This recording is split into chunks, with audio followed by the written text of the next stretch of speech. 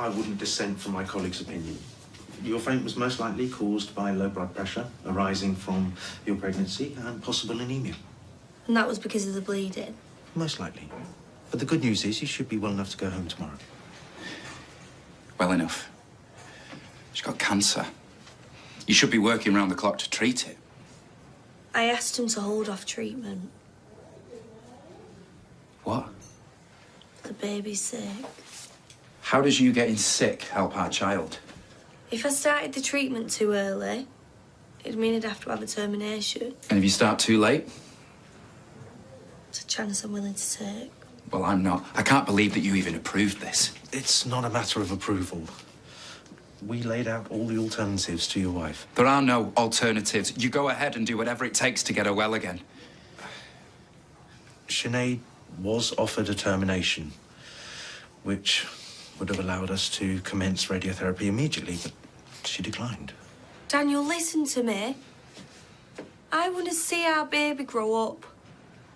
And now that I'm in my second trimester, I can start chemo this week. This way, the baby will survive, and so can I. If she had a termination now, would it improve her chances?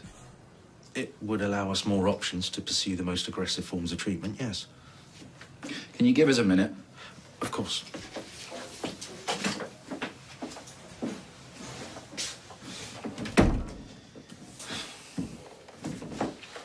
Sinead, I know that you think you're doing the right thing, but this is insane.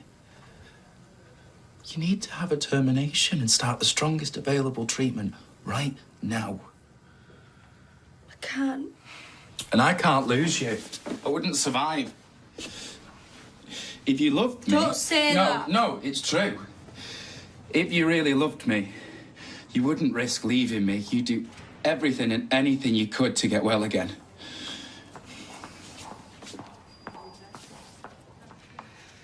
I only hope Daniel can forgive me.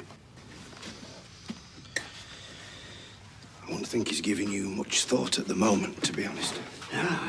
But he will, if the worst happens. If you're looking for a scapegoat, and he won't have to look very far. Well, I suppose that comes down to whether he thinks that telling him earlier would have made any difference. That implies rational thinking. And that's the first thing out of the window when you lose somebody. Especially at that age, when that depth of hurt is new. Anyway, there's no good as speculating.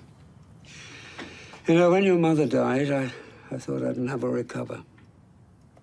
And it wasn't just losing her, it was the overwhelming injustice of it. Yeah, well, we all felt that. Oh, you were protected by your age to some extent, and I'm glad about that. But for me, a young man, near enough Daniel's age, to fall victim to such a cruel and unusual punishment,